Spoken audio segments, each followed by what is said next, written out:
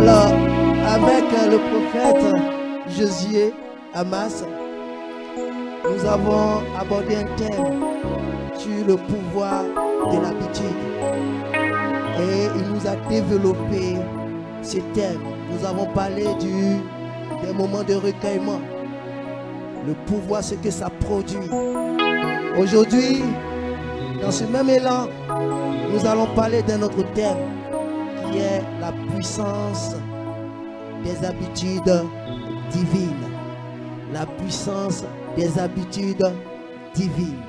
S'il y a habitudes divines, c'est qu'il y a des habitudes qui ne sont pas divines, qui sont diaboliques. Merci ma soeur. Alors, pour explorer ce thème, nous allons parcourir Marc chapitre 16, versets 17 à 18. Est-ce qu'on peut diminuer un peu mon micro? C'est trop fort. Oh, merci. C'est le 4. Le numéro 4. Merci. Merci. C'est bon, ça va. Ok. En Marc 16, au verset 17 à 18, le Seigneur Jésus s'adressant à ses disciples leur dit ceci. Voici les miracles qui accompagneront ceux qui auront cru. En mon nom, ils chasseront les démons. Ils parleront de nouvelles langues. Ils saisiront des serpents. S'ils boivent quelques breuvages mortels, il ne leur fera point de mal. Ils imposeront les mains aux malades et les malades seront guéris. Parole du Seigneur. Dans ces versets, le Seigneur Jésus présente la puissance qui habitera ceux qui auront eu une habitude dans la mise en pratique de la parole de son Père par la foi. La foi doit accompagner cette mise en pratique. Qu'est-ce que l'habitude?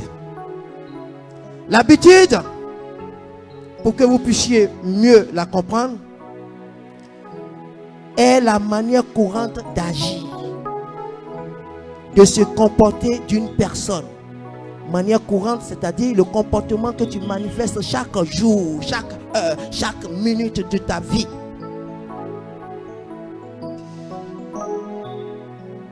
À l'école, les enfants ont ce qu'on appelle un emploi du temps. Cet emploi du temps-là, c'est pour leur inculquer une habitude afin qu'ils puissent réussir à leurs études. C'est parce que vous avez dans votre emploi du temps, il y a des habitudes divines que vous êtes là. Donc, acclamez pour vous-même. Et quand vous mettez en pratique ces habitudes divines, mais il y a la fête dans le ciel. Il y a des cris de joie dans le ciel. Lorsque cette manière courante d'agir et de se comporter est en conformité avec la parole de Dieu, elle est appelée habitude divine parce que fondée sur la foi en Dieu. Avoir donc des habitudes divines, c'est avoir au quotidien un comportement influencé par la vie de notre Seigneur Jésus, qui est la forme de vie stable par laquelle les fidèles se donnent totalement à Dieu aimé par-dessus tout. En Colossiens chapitre 3 au verset 23, il est écrit ceci. Quoi que vous fassiez, faites-le de cœur, comme pour le Seigneur. Quoi que vous fassiez, faites-le de cœur, comme pour le Seigneur. La parole de Dieu ne va pas s'arrêter à là. En 1 Corinthiens 10, verset 31, cela est enrichi en ces thèmes. Quoi que vous fassiez, faites tout pour la gloire de Dieu. Quoi que vous fassiez, faites tout pour la gloire de Dieu. Lorsque tu travailles, travaille pour la gloire de Dieu. Lorsque tu te réveilles, réveille-toi pour la gloire de Dieu. Lorsque tu dois parler, parle pour la gloire de Dieu. Lorsque tu dois penser, pense pour la gloire de Dieu. Lorsque tu dois poser des actes, pose tes actes là pour la gloire de Dieu. Chaque jour que Dieu nous donne, nous pensons, nous parlons, nous posons des actes.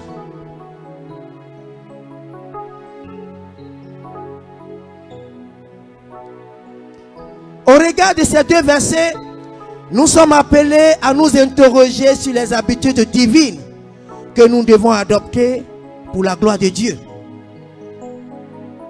Ces habitudes divines sont la fidélité au rassemblement de l'Église, la communion fraternelle, l'adoration et la louange, la prière, la lecture et l'écoute de la parole de Dieu. La fidélité au rassemblement de l'Église, frères et sœurs, elle commence par notre assiduité. Elle commence par le fait que nous soyons à l'heure. Le fait que nous soyons à l'heure vient démontrer notre amour pour la fidélité au rassemblement de l'Église. Qu'est-ce qu'on doit entendre par rassemblement de l'Église? C'est le fait de participer à toutes les activités organisées par l'Église. Les veillées de prière, le roche. Le roche, ce sont nos moments de prière que nous avons une fois dans le mois à l'église ici. Ça se passe le vendredi. Le culte du dimanche. Les sorties d'évangélisation. La distribution de vivres et de vêtements aux nécessiteux. Lorsque l'église organise ses activités, nous devons prendre part à ces activités-là. Le fait de prendre part à ces activités, nous sommes en train de dire à notre Dieu, notre Père Créateur, que le temps que nous lui accordons est au-dessus du temps que nous-mêmes nous nous accordons.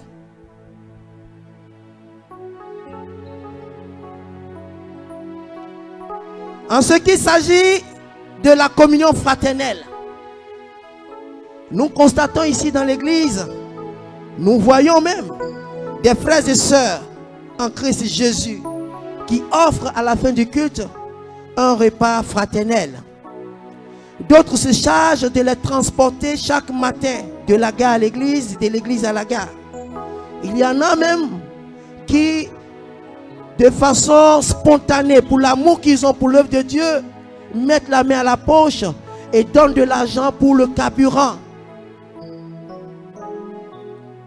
Il y a aussi des sœurs qui mettent le temps à la disposition de Dieu tous les dimanches pour instaurer la propriété dans l'église afin que nous soyons dans un environnement sain, propre, pur, pour louer, adorer notre Dieu.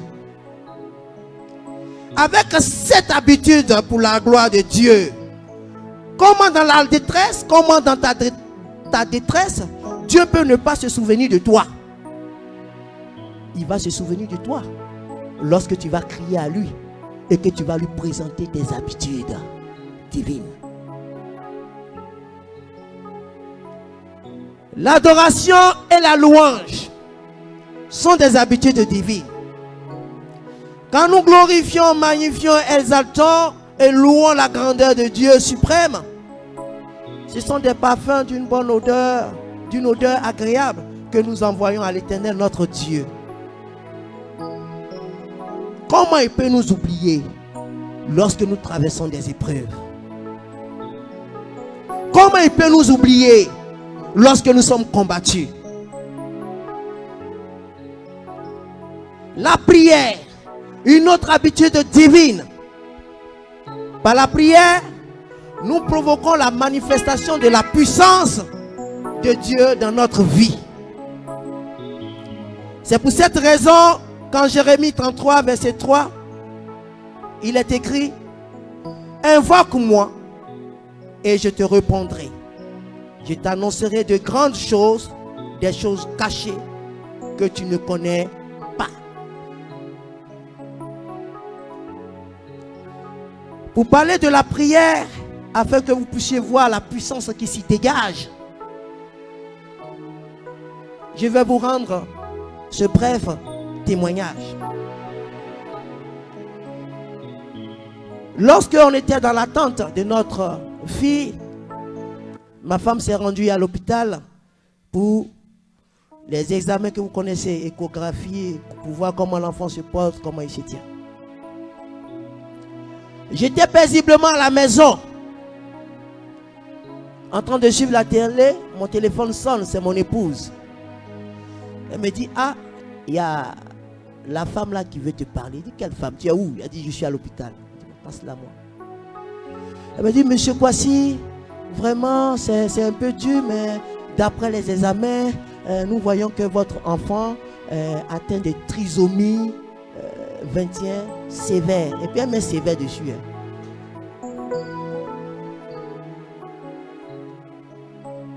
J'ai perdu l'usage de la parole. J'avais le téléphone sur l'oreille et j'ai perdu l'usage de la parole. Elle est en train de me faire une proposition. Bon, si vous voulez, on peut interrompre la grossesse. Monsieur Kwasi, vous êtes là? Il dit: oui, oui, oui. Oui, mais si vous voulez, on peut interrompre la grossesse. Ou bien, bon, tout dépend. Il y a des examens, il y a des trucs qu'on peut faire encore. Il y a des injections qu'on peut faire. Tout ça là. J'ai dit: bon, madame, je vous rappelle. En ce temps-là, j'avais un seul numéro, Lika Mobile. Et ce jour-là, je n'avais plus d'unité. Quand elle a raccroché net, je me suis rappelé que, en même temps, la réponse est venue, m'est venue en tête. C'était de rappeler pour lui dire: madame, on va interrompre la grossesse. La trisomie 21 et puis sévère qui est dessus là. Vraiment, c'est lourd pour moi. Je lance appel, ça va pas. On dit: vous n'avez plus d'unité. Je touche moi, je touche moi. J'avais oublié qu'on avait un téléphone fixe qui était là. Et je laisse. Mon épouse est rentrée. On a appelé le prophète Josué. Il a dit: prions. C'est la décision des hommes. Ce n'est pas la décision de Dieu. Prions. Quand il me disait prions, je n'étais pas serein. Je n'étais pas serein. On prie, moi je murmure. Ça prie, moi je murmure. Il est arrivé un moment où il a dit: mais Seigneur, tu es méchant là. Pourquoi moi? Je suis en bonne santé. Ma femme est en bonne santé. Et puis trisomie 21, et puis sévère qui est dessus là. On va faire quoi avec? Après, j'ai repris confiance et on a prié. Prié. On a fait un temps de prière. Chaque soir, à une heure bien donnée, bien définie, le prophète appelait. On priait, on priait, on priait, on priait et on priait. L'examen prochain arrive, la visite médicale prochaine arrive, elle s'en va à son rendez-vous, elle arrive, on dit: madame, après les examens, madame, vraiment, excusez-nous, ça a été une erreur de choses.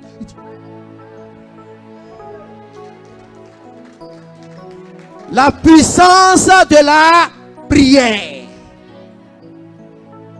La prière que nous adressons à Dieu provoque la manifestation de la puissance de Dieu dans notre vie. Ayons une habitude de prière. Autre habitude divine, la lecture et l'écoute de la parole de Dieu. Tous ici présents, nous désirons la joie, la force, la paix, la stabilité, la réussite. Qui va dire le contraire? Mais Dieu nous les a promis si nous passons chaque jour du temps avec lui à lire et à écouter sa parole. Si tu t'éloignes de sa parole, tu ne pourras pas rencontrer ces choses divines, ces grâces divines. Faisons aussi de la lecture et l'écoute de la parole de Dieu nos habitudes divines. Au regard de ces habitudes divines que je viens de citer et développer, nous voyons qu'elles ont pour objectif la construction de l'Église et le salut du monde, afin de parvenir à la perfection de la charité dans le service du royaume de Dieu. Les habitudes divines ont une puissance parce qu'elles font de nous de véritables disciples de Jésus, pour faire de toutes les nations ses disciples dans l'annonce de la bonne nouvelle, pour guérir les malades, pour chasser les démons, pour prier le Père Créateur dans le silence et la solitude. Sans les habitudes divines, il nous est impossible de remplir une telle mission avec puissance. Si parmi nous, un frère ou une sœur prend la résolution ferme d'avoir des habitudes divines, il ou elle dégagera une puissance pour convertir les âmes, une puissance pour guérir les malades, une puissance pour chasser les démons, une puissance pour bouleverser les situations, une puissance pour prier le Père et voir les exaucements de sa prière. C'est maintenant que je comprends une chose. Lorsque la parole de Dieu dit, Dieu sonde les cœurs et les reins. Il sonde les cœurs et les reins. Qu'est-ce qu'il recherche? Il recherche en nous des habitudes divines. Les habitudes divines ont une puissance parce qu'elles nous rendent intègres, afin que, face aux épreuves, nous continuions à faire la volonté de Dieu. C'est le cas de Job qui montre que c'est dans notre façon de vivre et d'agir chaque jour pour Dieu que se révèle notre intégrité, c'est-à-dire notre état de sainteté. Certaines personnes ici, tout comme moi, je l'ai fait aussi, dans les épreuves, on lui a dit ceci: Seigneur, pourquoi moi? Pourquoi tu ne voudras pas que ce soit toi?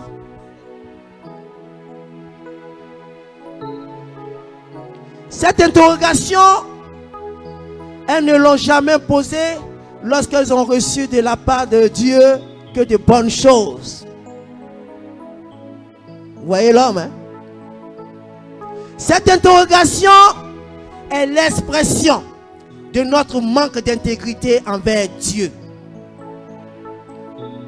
Cette interrogation est le témoignage de l'absence d'une habitude divine dans notre vie de chaque jour. Lorsque nous disons Seigneur, pourquoi moi? Si tout de suite tu ramasses un sac de 12 millions d'euros, est-ce que tu vas dire Seigneur, pourquoi moi? Tu ne diras pas ça. Seigneur, même là, tu ne vas même pas enlever 1 million d'euros même pour donner comme un dîme pour son œuvre. Ton premier projet sera de t'acheter un château et de changer ta garde-robe.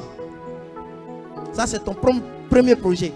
C'est quand l'argent là sera presque fini que tu vas te souvenir qu'il y a un Dieu à qui tu dois donner quelque chose. Pendant ce temps, tu as déjà épuisé les 2/3 de cet argent. Du coup, pour nous qui avons eu à dire Seigneur, pourquoi moi? Plutôt que d'avoir une puissance dominatrice sur les épreuves, nous avons eu une impuissance pour absence d'habitude divine. C'est plutôt les épreuves qui nous ont dominés. Et ce n'est pas nous qui avons dominé les épreuves. Les habitudes divines ont une puissance parce qu'elles nous font passer de la disgrâce à la grâce, en nous faisant vaincre les épreuves. Dans le but de détourner Job de Dieu, Satan l'a privé des bonnes grâces dont il jouissait de la part de Dieu. Comment il fait cette privation? En donnant la mort à ses enfants. En le rendant pauvre par la perte de toutes ses richesses. En le rendant misérable par la maladie.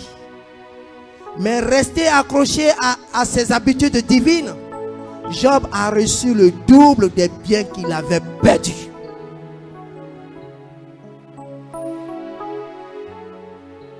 Nous sommes en train de comprendre qu'au travers de Job, ce matin, que la double restitution des grâces que le diable nous a fait perdre ou confisquer passe par l'instauration des habitudes divines dans notre vie de tous les jours. C'est clair. Voici le secret. L'habitude divine est une puissance parce qu'elle attire dans notre vie l'onction de Dieu et rend possible l'accomplissement des prophéties pour faire de nous la demeure du Saint-Esprit. Notre habitude à demeurer dans la parole de Dieu nous amène à accomplir avec la puissance qu'elle produit en nous en peu de temps, ce que les autres prennent des années pour y parvenir.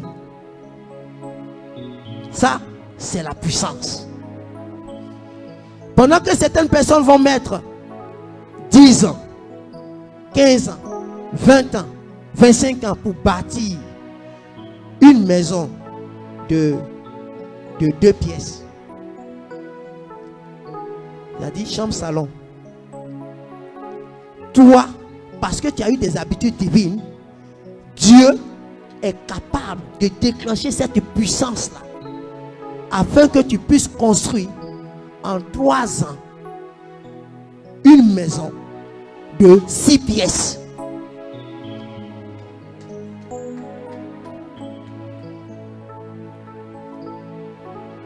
Frères et sœurs en Christ Jésus, au regard de tout ce qui vient d'être dit ou révélé, si donc avoir des habitudes divines, c'est nous doter de la puissance de Dieu, alors avoir des habitudes qui ne sont pas divines nous en prive. Les habitudes qui ne sont pas divines nous privent de la puissance de Dieu pour nous rendre impuissants et être à la merci des démons, être des captifs du monde des ténèbres. Quand tu n'as pas des habitudes divines, tu te retrouves dans l'autre camp. Aujourd'hui, on voit des jeunes, au lieu de mettre leur cœur, leur âme, leur pensée dans la parole de Dieu, s'appuyer dessus pour réaliser leurs projets, pour progresser dans leur vie, préfèrent se tourner vers des marabouts, des féticheurs, des hommes mystiques pour avoir de l'argent rapide en vendant leur âme ou bien un membre de leur famille. C'est triste. Quand on n'a pas des habitudes divines, voici où on va. On devient captif, on devient prisonnier du monde des ténèbres. On n'agit plus pour Dieu, mais on agit pour le diable. Arrivé chez le diable aussi, il va t'imposer des habitudes, n'est-ce pas? Chaque minuit, va à un carrefour, même s'il y a quelqu'un qui passe, déshabille-toi, mets-toi nu et lave-toi. Et prie et danse comme un fou. Il n'y a pas de musique, toi si tu es au carrefour, tu danses. Tu es nu, tu danses. Voici les habitudes du diable. Et il te dit, tu vas faire ça jusqu'à ce que la mort ne vienne. Parce que le jour où tu arrêtes là, tu vas perdre tes biens là. Comme tu ne veux pas perdre aussi les biens qu'il t'a donnés, tu es obligé de faire ça.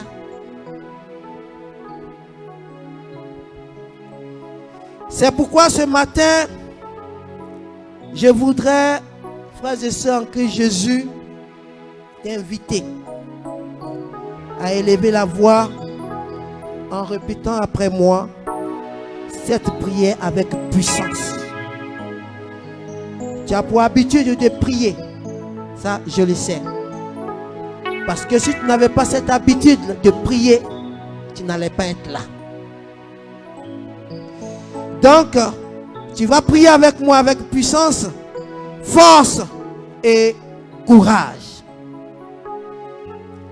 Seigneur Dieu Tout-Puissant, Créateur du ciel et de la terre et de tous les êtres qui s'y trouvent, mon âme te dit merci pour l'enseignement de ta puissance que tu me donnes d'avoir quand je vis au quotidien des habitudes divines.